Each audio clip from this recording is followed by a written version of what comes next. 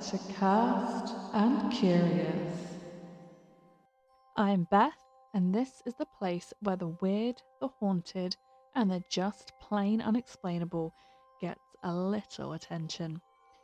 Now, I have a little confession.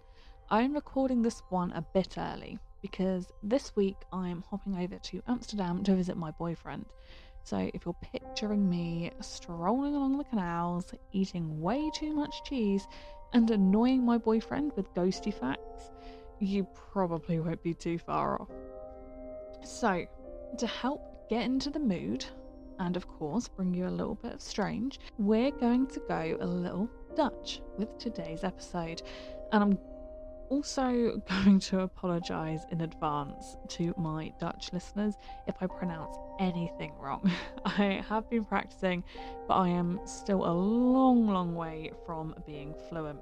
I have collected a host of eerie tales from across the Netherlands, some haunted, some folkloric, and a few that'll make you rethink any plans to walk alone near a waterway.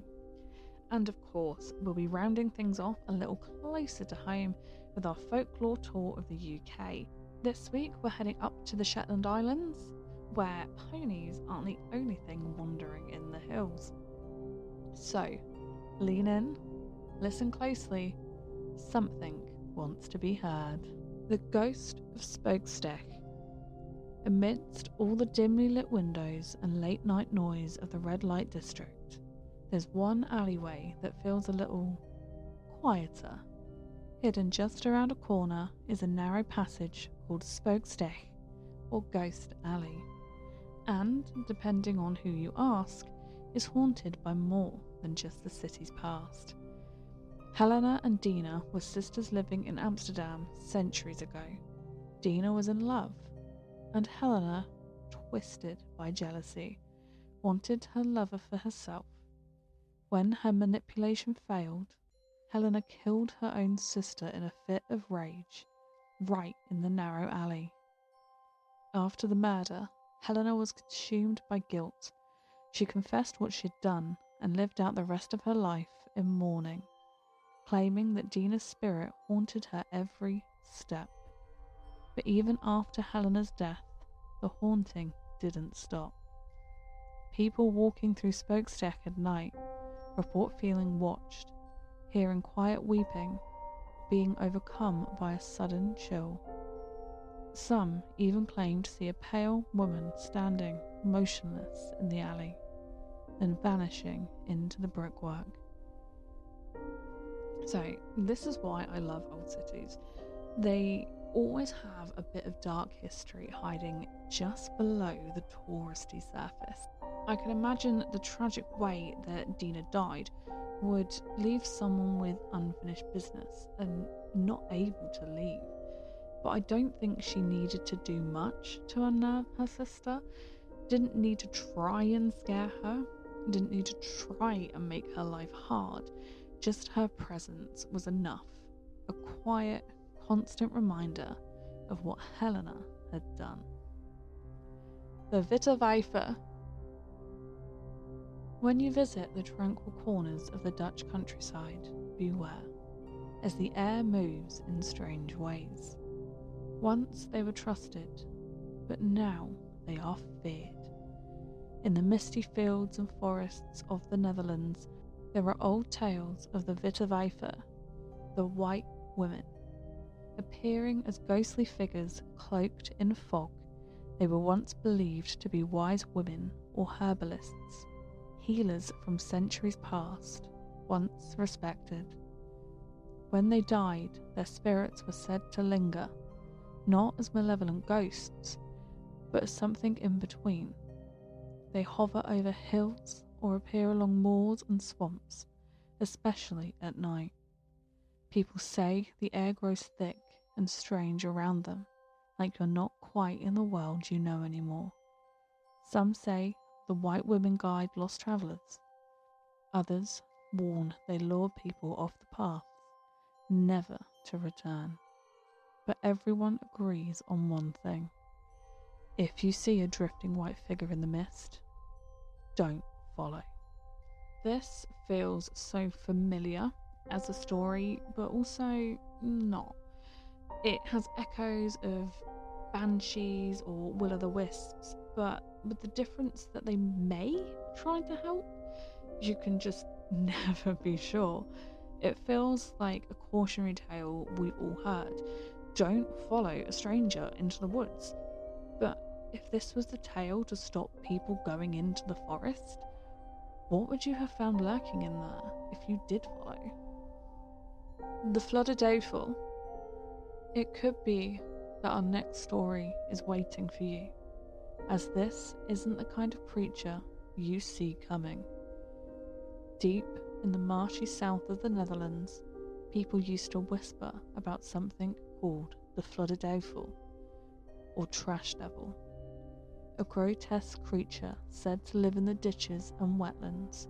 It has the body of a man, but twisted, frog-like limbs, and the face of a snarling dog.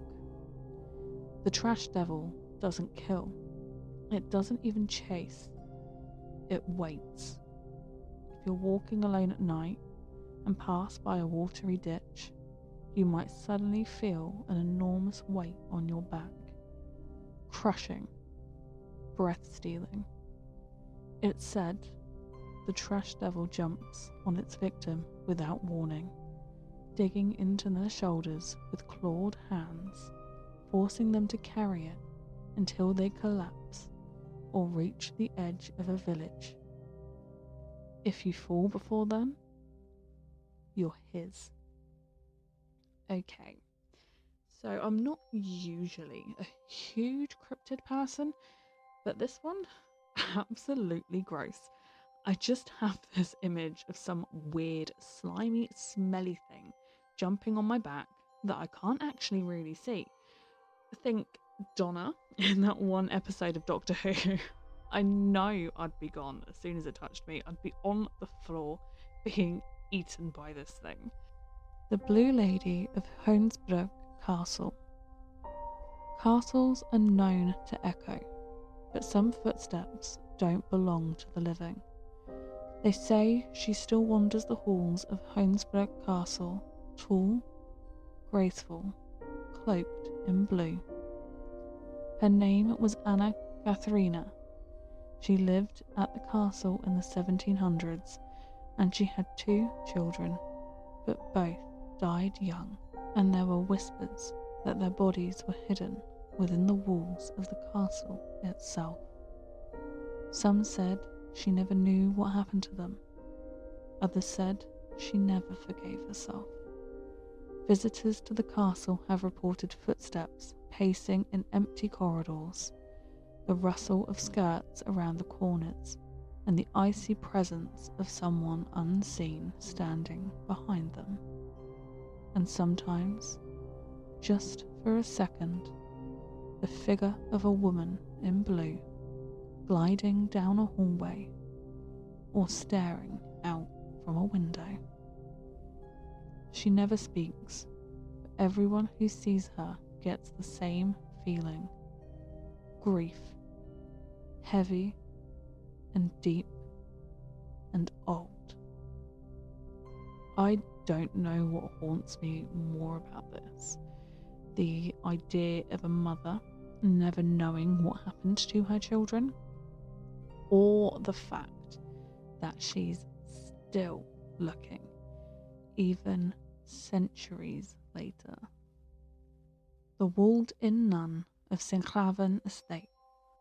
The Sint-Graven Estate is known for its picturesque grounds and old watermill. But, like most places with a long past, it has stories that aren't printed in the brochures.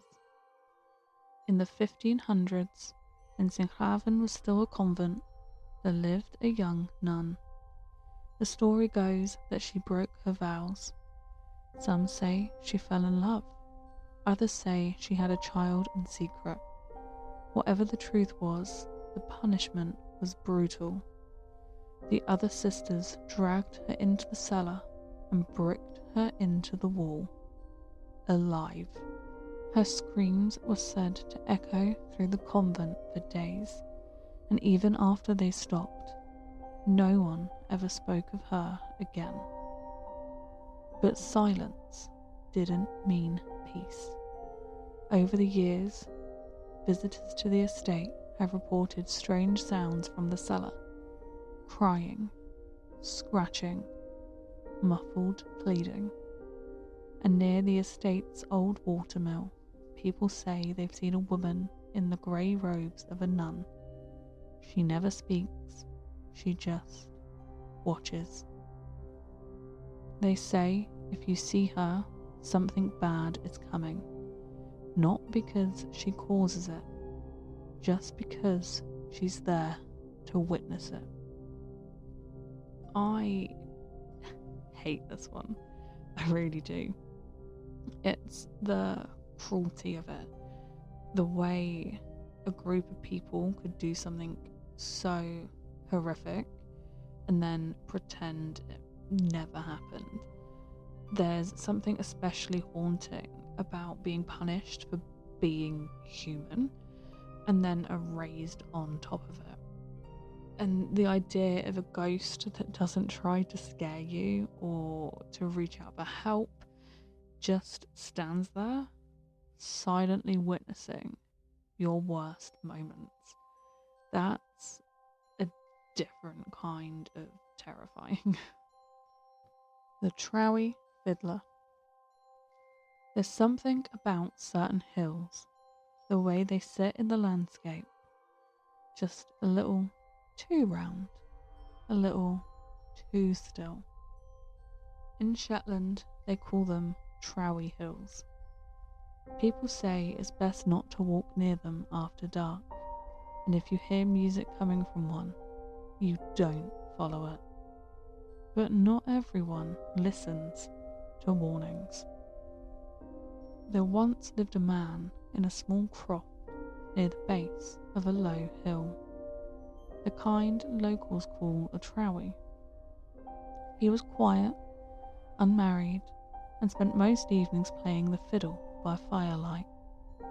His music was well loved, light, and full of warmth, but he never played for crowds. He said the music wasn't his, not really. It just came through him. One autumn evening, as the wind rattled the shutters and the moon hung low, he heard something strange. Music drifting in on the wind. It was fiddle music, but not his own. It was fast and sharp, impossibly complex, harmonies he didn't know how to play, rhythms that shouldn't have worked, but did. It came from the hills. Compelled, he left his fire burning and followed the sounds into the darkness. The further he walked, the clearer the music became, impossibly beautiful, unsettling, layered like it was being played by 20 fiddlers in perfect, chaotic harmony. He stopped at the base of the hill. The music was coming from beneath the earth. People say he stepped into a crack in the hill, one that hadn't been there before, and vanished. No one saw him again for 7 years. Then one cold morning, he appeared outside his cottage. Same boots, same fiddle, not a day older. When the neighbours gathered, they found him changed. He spoke strangely, his words crooked and slow. His eyes never quite focused, and his hands shook unless he was holding his bow. He said the Trows had taken him, drawn in by his music, trapped beneath the hill where time moved like water. Days passed like moments. Or maybe it was the other way around. He couldn't be sure. He told them he'd play the fiddle for them, night after night, sometimes for what felt like hours, other times centuries. They'd dance and chant and howl with laughter, and when he tried to stop, They'd press closer, crowding around him with sharp teeth and long fingers, whispering into his ears, promising he'd never stop again. Then, one day, they let him go. No explanation, just silence, and that same crack in the hillside. He'd never gone near it since. They say he never spoke much after that. He'd play sometimes, but the music was strange now, cold and frantic, full of impossible harmonies and rhythms that made the hair on the back of your neck stand up. People would weep when they heard it, or get sick to their stomachs. And if you asked him about the hill, about the Trows, he'd only say one thing: they don't forget. This one creeps up on you, doesn't it? There's no scream, no violence, just slippage. A man steps out of the world for what feels like a moment, and when he returns, nothing fits quite right. And the idea that he wasn't taken by force, that he chose to follow the music, makes it even worse. And that's the part that sticks with me, because we all want to know what's out there. We all want to follow that strange sound just a little further. But I can't stop thinking about the version of him that came back. The one who didn't quite belong anymore.